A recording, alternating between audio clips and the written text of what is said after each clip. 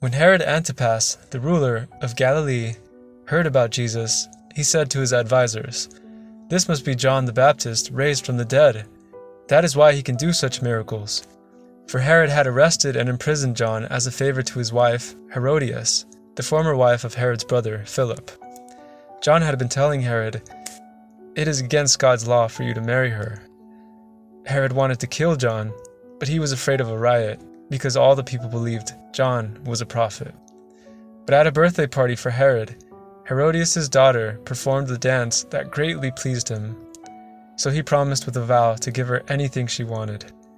At her mother's urging, the girl said, "I want the head of John the Baptist on a tray." Then the king regretted what he had said, but because of the vow he had made in front of his guests, he issued the necessary orders. So John was beheaded in prison, and his head was brought on a tray and given to the girl, who took it to her mother. Later, John's disciples came for his body and buried it.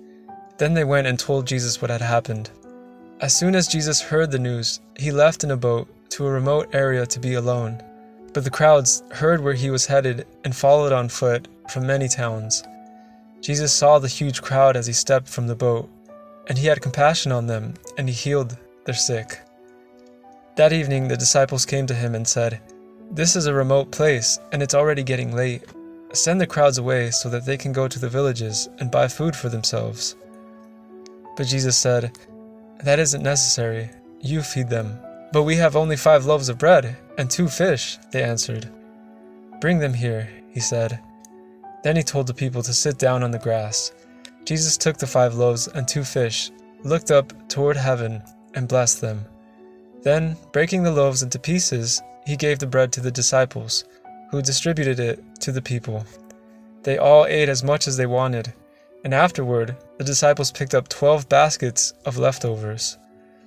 About 5,000 men were fed that day, in addition to all the women and children. Immediately after this, Jesus insisted that his disciples get back into the boat and cross to the other side of the lake, while he sent the people home. After sending them home, he went up into the hills by himself to pray. Night fell while he was there alone.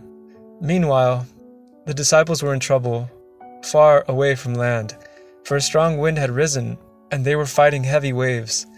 About 3 o'clock in the morning, Jesus came toward them, walking on the water. When the disciples saw him walking on the water, they were terrified. In their fear they cried out, "It's a ghost!" But Jesus spoke to them at once. "Don't be afraid," he said. "Take courage, I am here."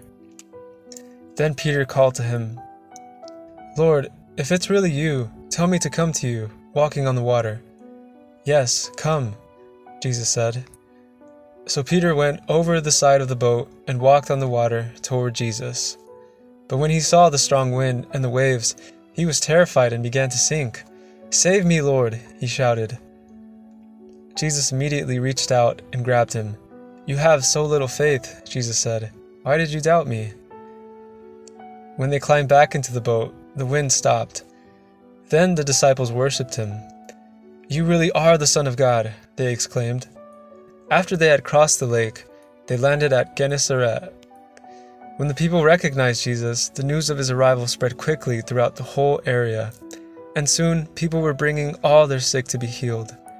They begged him to let the sick touch at least the fringe of his robe, and all who touched him were healed.